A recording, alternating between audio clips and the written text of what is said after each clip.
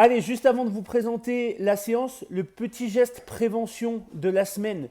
Lavez vos fruits, lavez vos légumes, d'accord? Vous pouvez le faire de manière très simple. Nous, on le fait et vous allez voir juste sur la photo d'après avec de l'eau et du bicarbonate de soude. Vous faites tremper ça pendant 10 minutes, ça enlève tous les résidus et au moins c'est le petit geste qui est simple à faire, qui ne vous coûte pas grand-chose et au moins vous gardez cet aspect préventif.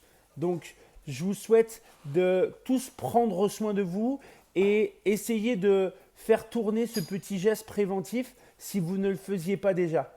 À très bientôt.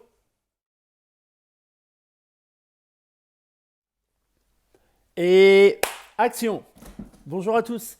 J'espère que vous êtes toujours aussi motivés à faire ces séances. J'ai pas mal de retours, donc ça, je suis vraiment content parce que ça nous permet de garder un lien et en tout cas, moi, c'est pour moi important qu'on puisse garder ça ensemble. Pour la séance donc de vendredi, du coup, on va avoir trois blocs dans cette séance. Les deux premiers blocs vont être un travail un peu de carry de portée. D'accord? Donc, je vous montre juste après la technicité. Et ensuite, le dernier bloc, ça va être un WOD. D'accord? Donc déjà, j'ai oublié de vous le mettre, mais le WOD, ça sera un WOD qui va durer 15 minutes. D'accord? Donc c'est un AMRAP de 15 minutes. J'ai vu en faisant, on va dire en préparant la vidéo que j'avais oublié d'annoter le temps. 15 minutes sur l'AMRAP. Par rapport au travail de hold et au travail de carry. Ce que je veux simplement par rapport à ça, c'est que vous preniez bien conscience que ce qui nous permet de soulever une charge, c'est d'abord nos jambes avec nos hanches et ce qui nous permet de nous stabiliser au niveau du dos et au niveau du tronc, ben, ça va être nos abdominaux et les érecteurs de notre colonne. D'accord? Donc il faut faire attention de ne pas aller dans l'autre sens. Je vous montre tout ça dans 3 secondes. Ok, on se retrouve.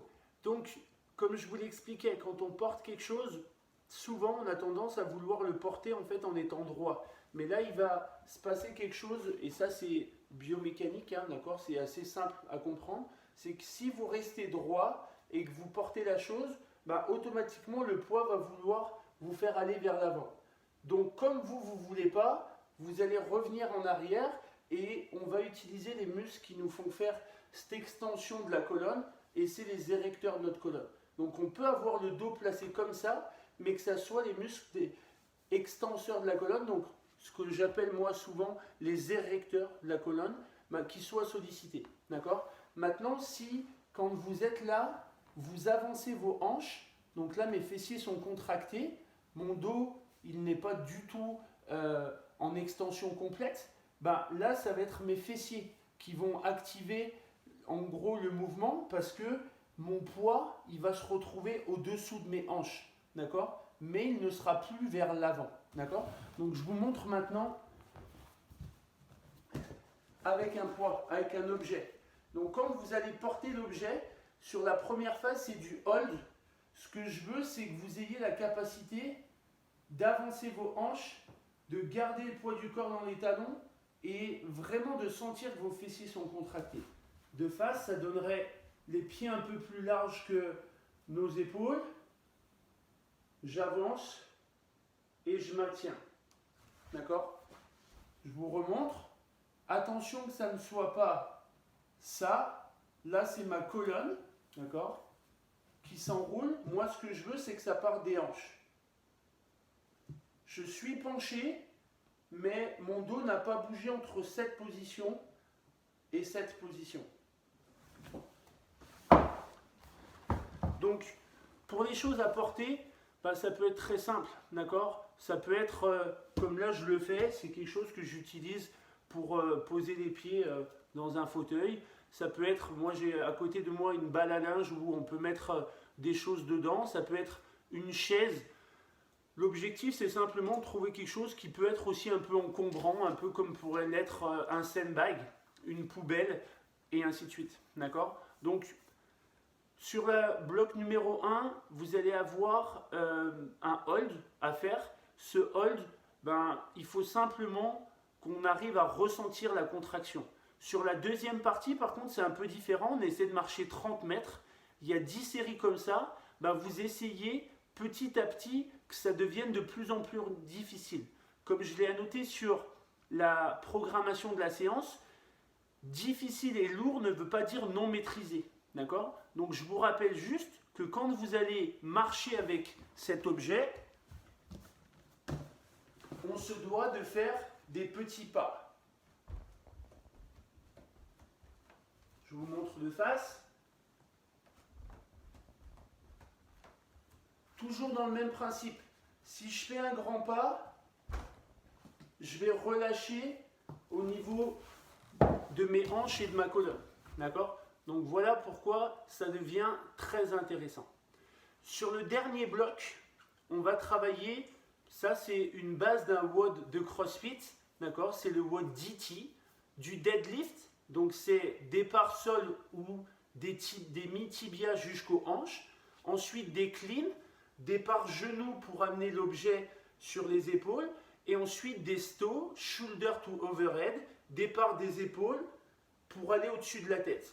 Je vais vous refaire ça avec mon petit objet. Pour le deadlift, on fait bien attention. Ce qui est important, c'est notre pivot de hanche, mais pas forcément le fait de fléchir ou non. On peut fléchir et s'écraser au niveau du dos. Si vous faites un pivot de hanche, le dos il ne doit pas bouger. Ensuite, pour le clean, on part juste des genoux et on revient tendre les jambes. Donc là, vous voyez, je lâche ma boîte et je la rattrape. Et je repars. Si vous avez quelque chose comme ça, vous pouvez très bien y mettre dedans quelques livres, un livre ou deux, ça peut être très bien. Le dernier, au-dessus de la tête. On part au niveau de la tête, petite prise d'élan, et je pousse.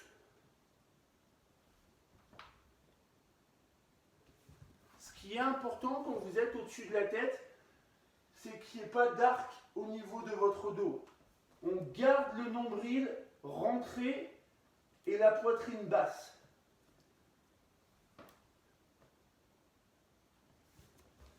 Ça, c'est vraiment une exigence très importante.